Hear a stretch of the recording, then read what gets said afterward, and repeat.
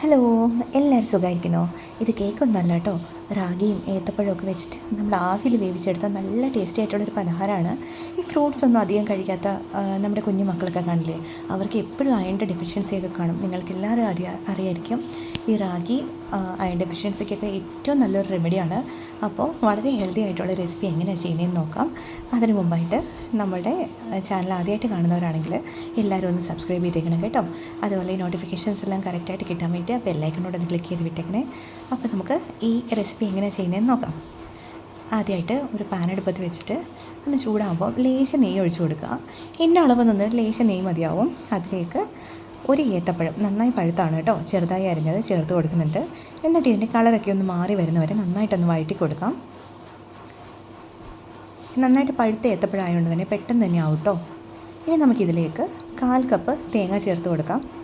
ചിരകിയ തേങ്ങ ചേർത്തിട്ട് അതിൻ്റെ ആ വെള്ളമൊക്കെ ഒന്ന് വറ്റുന്നവരെ ഒന്ന് വഴറ്റി കൊടുക്കാം. അതിന് കളറൊന്നും മാറി വരണ്ട കേട്ടോ, ജസ്റ്റ് ഒന്ന് വഴറ്റി കൊടുത്താൽ മതി. ഇനി അതിലേക്ക് നമുക്ക് ഒരു ഫ്ലേവറിന് വേണ്ടിയിട്ട് ഏലക്കായും ജീരകവും പൊടിച്ചാണ് ചേർക്കുന്നത്. ഞാനിത് രണ്ടും ഒരുമിച്ച് പൊടിച്ച് വെച്ചിരിക്കുന്നതാണ്. നിങ്ങളുടെ കയ്യിൽ സെപ്പറേറ്റ് ആണെങ്കിൽ രണ്ടും ഓരോ ടീസ്പൂൺ വീതം ചേർക്കാം കേട്ടോ, പൊടിച്ചത്. അതോട് ചേർത്തിട്ട് നന്നായിട്ടൊന്ന് മിക്സ് ചെയ്യാം. ഇനി നമുക്ക് വേണ്ടത് ശർക്കര പാനിയാണ്. ശർക്കര പാനിക്ക് ഇന്ന അളവെന്നൊന്നുമില്ല, നിങ്ങളുടെ മധുരത്തിനനുസരിച്ച് ചേർക്കുക. ഞാനിവിടെ ടേസ്റ്റ് ചെയ്തിട്ട് ഇവിടെ എത്രയാണ് മധുരം വേണ്ടത് അത് മാത്രമേ ചേർത്തിട്ടുള്ളൂ. അതൊരു ചേർത്തിട്ട് നന്നായിട്ട് ഇളക്കി കൊടുക്കുക. ആ ഏത്തക്കയിലേക്കൊക്കെ ശർക്കര നന്നായിട്ടൊന്ന് പിടിച്ചു വരും. ഇനി നമുക്ക് ഇതൊന്ന് തണുക്കാൻ വയ്ക്കാം കേട്ടോ. ഇത് ജസ്റ്റ് ഒന്ന് തണുത്ത് കഴിയുമ്പോഴേക്കും നമുക്കതിലേക്ക് ഇനി വേണ്ടത് റാഗിപ്പൊടിയാണ്. ഇത് ഞാൻ 1/2 കപ്പ് റാഗിപ്പൊടി ചേർത്തിട്ടുണ്ട് ഇതിലേക്കായിട്ട്. നിങ്ങളുടെ കയ്യിൽ റാഗി ഉണ്ടെങ്കിൽ അത് പൊടിച്ചതാണെങ്കിലും മതി കേട്ടോ. ഇത് ഞാൻ കടയിൽ നിന്ന് വാങ്ങിയതാണ്, നല്ല ഫൈനായിട്ട് പൊടിഞ്ഞതാണ്. അതുകൊണ്ട് തന്നെ നമ്മുടെ വീട്ടിൽ പൊടിക്കുന്നതായിരിക്കും എപ്പോഴും നല്ലത് കേട്ടോ. ഇനി അതിലേക്ക് നമുക്ക് വേണ്ടത് ഒരു 1/4 കപ്പ് റവയാണ്. ആ റവയും കൂടി ചേർത്തിട്ട് നന്നായിട്ടൊന്ന് മിക്സ് ചെയ്ത് കൊടുക്കണം.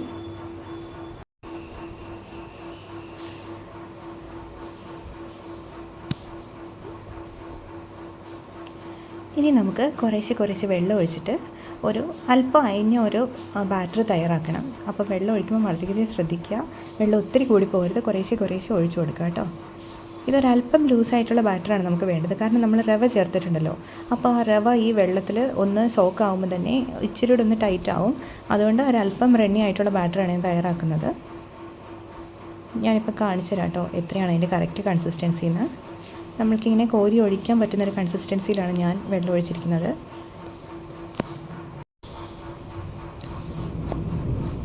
ഇവിടെ നല്ല മഴ വരാനാണ് കേട്ടോ.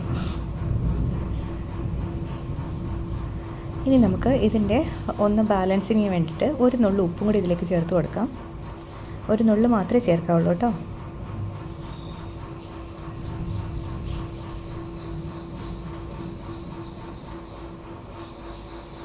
അപ്പം നല്ല സ്മെല്ലൊക്കെയുള്ള നല്ലൊരു ബാറ്റർ തയ്യാറായിട്ടുണ്ട്. ഇനി നമുക്ക് ഇത് ഗ്രീസ് ചെയ്തിട്ടുള്ള പാത്രങ്ങളിലേക്ക്, നമ്മൾ ഇത് ആവിയിൽ സ്റ്റീം ചെയ്യാൻ വേണ്ടി വെക്കാനുള്ള പാത്രങ്ങളിലേക്ക് ഒഴിച്ചു കൊടുക്കാം. ഞാൻ ഇതുപോലത്തെ 2 തട്ടാണ് എടുത്തിരിക്കുന്നത്. ഈ അളവിൽ എനിക്ക് ഇതുപോലത്തെ 2 തട്ടത്തിന് ഒഴിച്ചു വെക്കാനായിട്ടുള്ളതുണ്ടായിരുന്നു. അതായത് 2 നമ്മൾ ഈ അപ്പം റെഡി ആയിട്ടുണ്ട്. അപ്പോൾ ഈ പാത്രത്തിനൊരു 1/4 ഭാഗം നിറച്ച് കൊടുക്കുക. എന്നിട്ട് ഇഡ്ഡലി ചെമ്പിലോ അല്ലെങ്കിൽ നമ്മൾ എങ്ങനെയാണ് സ്റ്റീം ചെയ്യാൻ വെക്കുന്നത് അങ്ങനെ സ്റ്റീം ചെയ്തെടുക്കാം. ഇടയ്ക്ക് ടൂത്ത് പിക്ക് കുത്തി നോക്കുക വെന്തോന്ന്. ടൂത്ത് പിക്ക് ക്ലീനായിട്ട് വന്നിട്ടുണ്ടെങ്കിൽ വെന്തതാണ് അർത്ഥം. ഇപ്പോൾ ഞാൻ നോക്കുമ്പോൾ ഇത് ക്ലീനായിട്ട് വന്നിട്ടുണ്ട്. ഇപ്പോൾ ആവശ്യത്തിന് വെന്തു, സൈഡൊക്കെ വിട്ട് വന്നിട്ടുണ്ട് കേട്ടോ. ഇനി നമുക്കിതൊന്ന് തണുക്കാൻ വെക്കാം. നല്ല ചൂടാണിത്. നമുക്കിപ്പോൾ ഇതൊന്ന് ഇളക്കിയെടുക്കാൻ പറ്റില്ല. ഒന്ന് തണുത്ത് കഴിയുമ്പോൾ നമുക്ക് ഈസി ആയിട്ട് ഇളക്കിയെടുക്കാം. ഇപ്പോൾ നന്നായിട്ട് തണുത്തു. ഇതേ കണ്ടില്ലേ, 2 പാത്രങ്ങളിൽ ഞാൻ വെച്ചിട്ടുണ്ടായിരുന്നു. 2 നന്നായി തണുത്ത് നല്ല തിളക്കാണ് കേട്ടോ. ഇതിന് നല്ല ഗ്ലോസി ആയിട്ടുള്ളൊരു പലഹാരമാണ്. പിന്നെ ഈസി ആയിട്ട് തന്നെ ഇളക്കിയെടുക്കാൻ പറ്റും. ഇതിലേക്ക് നട്ട്സും ചേർക്കാം കേട്ടോ. നട്ട്സ് ചേർത്താലും നല്ല ടേസ്റ്റാണ്. എനിക്കിന്ന് നട്ട്സ് ഒന്നും ഇവിടെ ഇല്ലായിരുന്നു, അതുകൊണ്ടാണ് ഞാൻ ചേർക്കാഞ്ഞ്. നട്ട്സ് ഉണ്ടെങ്കിൽ മസ്റ്റായിട്ട് ചേർക്കാം കേട്ടോ. ആദ്യം ആ ഏത്തക്കയൊക്കെ വഴറ്റുന്ന കൂട്ടത്തിൽ നട്ട്സ് ഒന്ന് മൂപ്പിച്ചെടുത്താൽ മതിയാവും.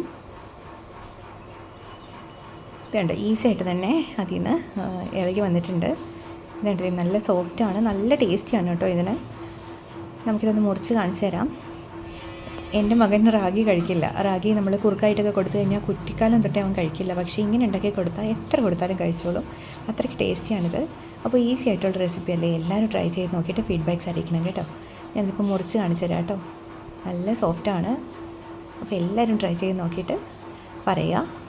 പിന്നെ നമുക്ക് നാളെ ഇതിനേക്കാൾ രസമായിട്ടുള്ളൊരു വീഡിയോ ആയിട്ട് വീണ്ടും കാണാം. അപ്പോൾ ബൈ.